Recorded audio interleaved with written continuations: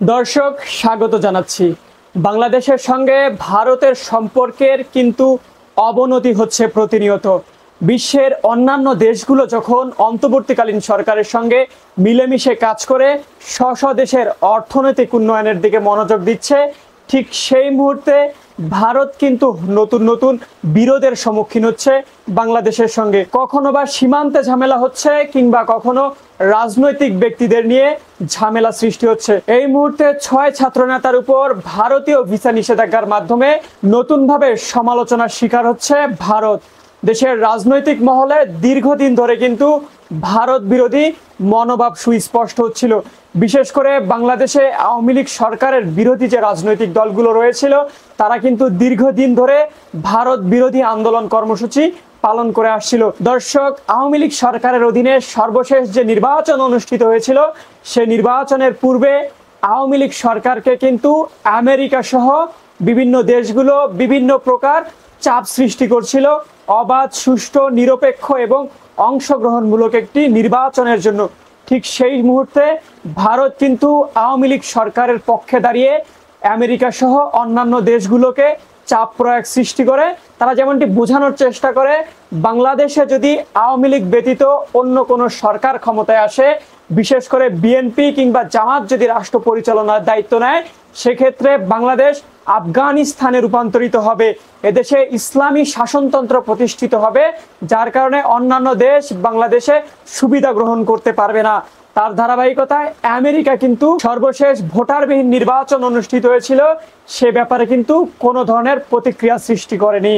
তবে 5ই আগস্ট স্বৈরাচার শেখ হাসিনা সরকার বাংলাদেশ থেকে ভারতে পালিয়ে যাওয়ার পর থেকে আমেরিকা সহ অন্যান্য দেশগুলো কিন্তু এই মুহূর্তে অন্তর্বর্তীকালীন সরকার সহ দেশের যে রাজনৈতিক দলগুলো রয়েছে, সে রাজনৈতিক দলগুলোর সঙ্গে দফায় দফায় বৈঠক চালাচ্ছে, কি দেশে বাংলাদেশের অর্থনৈতিক উন্নয়ন করা যায়, নিজ নিজ দেশের মধ্যে সুসম্পর্ক বজায় রাখা যায়।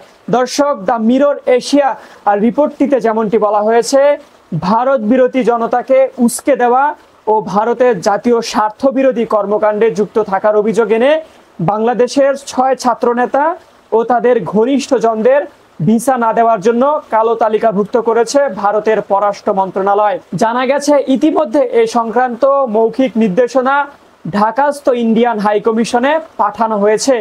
দিল্লিতে কর্মরত কয়েকজন ভারতীয় গণমাধ্যমের সাংবাদিক দ্য মিরর এশিয়াকে বিষয়টি নিশ্চিত করেছে। দর্শক, এ তালিকায় রয়েছে গণ অধিকার পরিষদের একাংশের সভাপতি নুরুল হক নূর, গণতান্ত্রিক ছাত্র শক্তির আহ্বায়ক আক্তার হোসেন, সদ্য নিয়োগপ্রাপ্ত প্রধানমন্ত্রীর বিশেষ সহকারী মাহফুজ আলম, বৈষম্য বিরোধী ছাত্র আন্দোলনের সমন্বয়ক হাসনাত আবদুল্লাহ, সার্জিস আলম ও নুসরাত তাবাসসুমকে। মূলত অন্তর্বর্তীকালীন সরকারের উপদেষ্টা হওয়ায় বৈষম্য বিরোধী ছাত্র আন্দোলনের অন্যতম সমন্বয়ক নাহিদ ইসলাম ও আসিফ মাহমুদের নাম সেখানে উল্লেখ করা হয়নি। অর্থাৎ নাহিদ ইসলাম ও আসিফ মাহমুদকেও কিন্তু নিষেধাজ্ঞা দেওয়ার পরিকল্পনা ছিল। এছাড়াও দর্শক, মাহফুজ আলম সরকারের অংশ হওয়ার আগেই এই নোটিশটি পাঠানো হয়।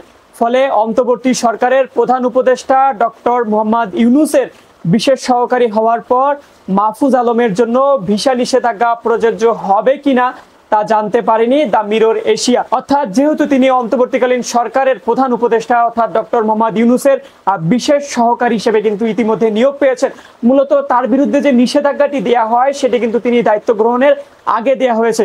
যেহেতু এই মুহূর্তে তিনি অন্তর্বর্তীকালীন সরকারের একটি অংশ, সেক্ষেত্রে তার নিষেধাজ্ঞাটি থাকবে কিনা সেটি এখন পর্যন্ত পরিষ্কার হওয়া যায়নি। এছাড়াও ভিসা নিষেধাজ্ঞা নিয়ে বিস্তারিত জানতে চাইলে নাম প্রকাশে অনিচ্ছুক সরকার ঘনিষ্ঠ একজন সাংবাদিক দ্য মিরর এশিয়াকে বলেন, বাংলাদেশে ভারত বিরোধী মনোভাব তৈরির নেতৃত্ব দিচ্ছেন নুরুল হক নূর ও আক্তার হোসেন। অন্যদিকে পেছন থেকে ভারত বিরোধী চেতনাকে শক্তিশালী করার কাজ করেছেন মাহফুজ আলম। হাসনাত আবদুল্লাহ চিকেন নেক নিয়ে বক্তব্য ও নুসরাত তাবাসসুমের 7 সিস্টার নিয়ে ফেসবুকের স্ট্যাটাসকে আমলে নেওয়া হয়েছে ভিসা নিষেধাজ্ঞা। মূলত দর্শক, আওয়ামী লীগ সরকারকে স্বৈরাচার ফ্যাসিস্ট সরকারে রূপান্তরিত করার পিছনে সবথেকে বেশি অগ্রণী ভূমিকা পালন করেছিলেন ভারত সরকার। তারই ধারাবাহিকতায় কিন্তু এদেশের তরুণ ছাত্র জনতারা ভারত বিরোধী কর্মসূচি প্রদান করেন। বরাবরই কিন্তু আওয়ামী লীগ সরকারের যে ক্ষমতা, এই ক্ষমতার স্থায়িত্বের পিছনে ভারতের নাম উঠে এসেছিল এবং আমরা যেমনটি দেখছিলাম ভারতীয় পণ্য বয়কট সহ বিভিন্ন ধরনের কিন্তু কর্মসূচি পালন করা হয়েছে। সেটিকে কেন্দ্র করেই কিন্তু এই মুহূর্তে অন্যতম 6 সমন্বয়কে ভারত কিন্তু নিষেধাজ্ঞা দিয়েছেন এবং ভারত এমন এমন সমন্বয়কদেরকে কিংবা ছাত্র নেতাদেরকে এই মুহূর্তে নিষেধাজ্ঞা দিল যারা কিনা বর্তমানে বাংলাদেশের ন্যাশনাল হিরোতে পরিণত হয়েছে। আর বিশেষ করে এই সকল ছাত্র নেতারাই কিন্তু এই মুহূর্তে ফ্রন্ট লাইনে রয়েছে। সারা দেশের ছাত্র জনতা কিন্তু এই সকল ছাত্র নেতাদের পাশে রয়েছে। অর্থাৎ দর্শক, ভারত যে 6 জন ছাত্র নেতার বিরুদ্ধে এই মুহূর্তে ভারতীয় ভিসা নিষেধাজ্ঞা দিয়েছেন, এটি কিন্তু খুব ভালো একটি প্রভাব পড়বে এদেশের রাজনৈতিক মহলে, যার কারণে ভারত বাংলাদেশের যে সম্পর্কটি রয়েছে সেটির উন্নতি হওয়ার থেকে কিন্তু এই মুহূর্তে অবনতির দিকে যাচ্ছে। কেননা ইতিমধ্যে কিন্তু সামাজিক যোগাযোগ মাধ্যমগুলোতে কিন্তু চরম প্রতিক্রিয়া সৃষ্টি হয়েছে। ভারতের বিরুদ্ধে কিন্তু কঠোর সমালোচনা করছেন এদেশের ছাত্র জনতা।